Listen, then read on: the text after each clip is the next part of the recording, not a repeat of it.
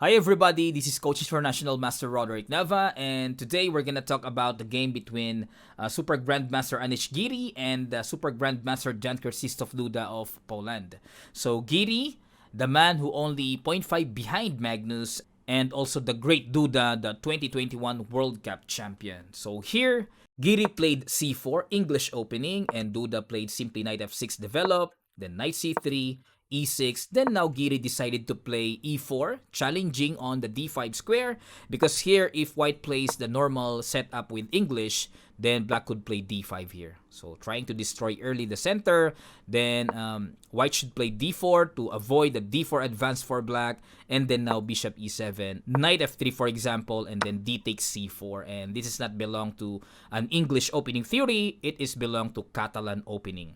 Alright, but then Giri decided to play e4, so he doesn't like the g3 bishop g2 formation with d5 for black. Then now Duda played d5, challenging the e4 pawn and c4, and e5 advance, so we called as the McKenna's variation of English opening. And the same with Duda with d4, counters with knight on c3, and e takes f6, d takes c3, b takes c3, and queen takes f6, knight f3 develop, and release the c pawn first to control the d4 square before the knight goes to c6.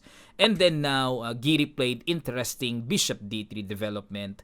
So here normally white plays d4, and black goes with c takes d4, then c takes d4, then bishop b4 check, bishop d2 cover, and then capture capture. So this is the normal setup and theory of this opening. But then Giri decided to play an interesting move, bishop d3, but then also a book line. Then bishop d7, interesting also, with the idea of after bishop e4, then bishop c6, challenging the light squared bishop. And then now queen c2, simply to protect the bishop, and bishop takes e4, queen takes e4, then knight c6, rook b1 to attack the b7. And here black is forced to play castle to protect the b7 pawn, and then now d4 with a little bit trick by Giri, because he's going to play bishop g5 the next move here, and that's why Duda decided to play queen g6 to offer an exchange. Otherwise, if he's going to play with c takes d4, then bishop g5, winning for white, winning the exchange.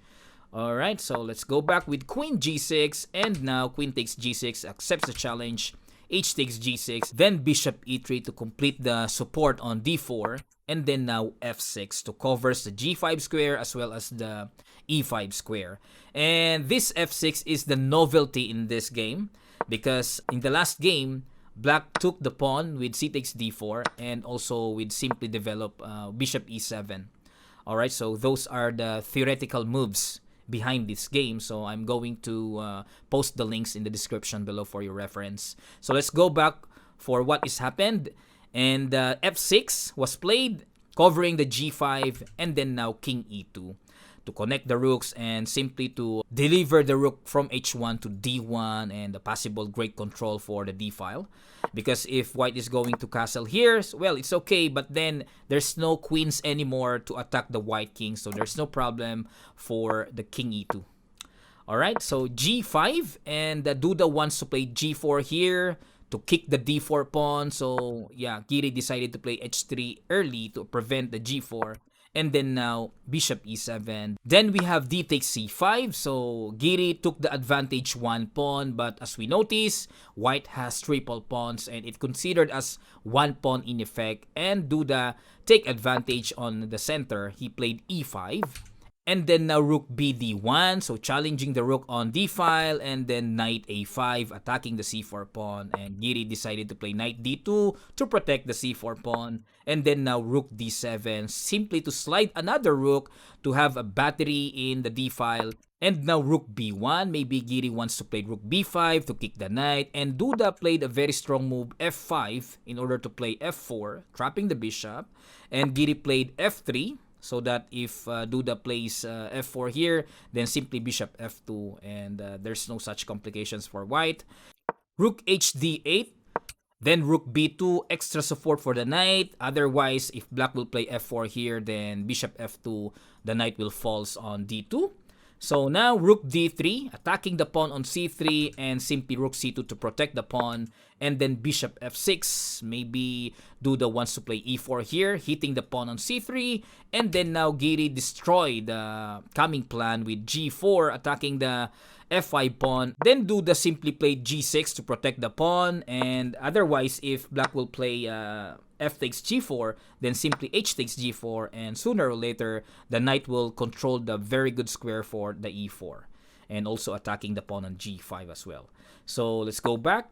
That's why Duda decided to play g6, and then g takes f5, g takes f5, and then rook g1, attacking the g5 pawn, and then e4. So Duda decided to attack the king.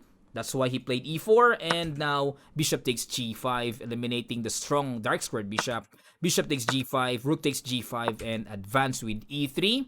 Of course, forced to play knight b3, then knight takes c4. So in this position, it looks very good for black because it surrounds with the black pieces towards the white king, but white is in very well controlled the d2 square, so I think there's no such big problem coming for white.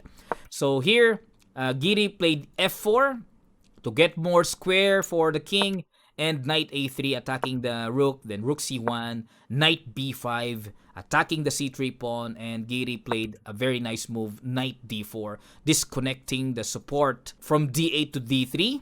So now rook takes c3, rook takes c3, knight takes c3 check, then king takes e3, and then now knight d1 check, king d3, knight b2 check, king c3 force, then knight d1 check. Then we have a dancing king, king c4, knight b2 check again, ends up in a draw by threefold repetition of checks. Perpetual check will possibly happen in this game because, like for example, king c3, then knight d1 check again, king d3, knight b2 check again, then king e3, then knight d1 check again.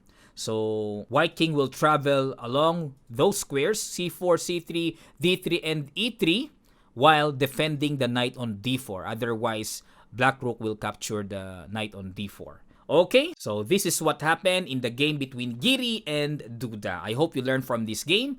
So let's take a look again in the standing after round number 10. So Magnus has the lead with 7 points, and Giri only 0.5 behind Magnus, and Mamedyarov 6 points, and Rapport also, Esipenko, Karyakin, Vidit with 5.5 points, Caruana 5 points, Duda and Van Forest with 4.5 points, Shankland 4 points, Dubov and Pragdananda with 3.5 points, and Grandelius with 3 points. Thank you very much for your time watching this video, and I hope you learned from this. And the next game we're going to analyze is the game between Super Grandmaster Shankland Sam of United States of America versus Super Grandmaster Shakhriyar Mamedyarov of Azerbaijan. Once again, this is Coach International Master Roderick Nava, and if you haven't subscribed yet in our YouTube channel, please do subscribe and click the notification bell all so that we can update you in the coming videos. Thank you very much, and I'll see you next time.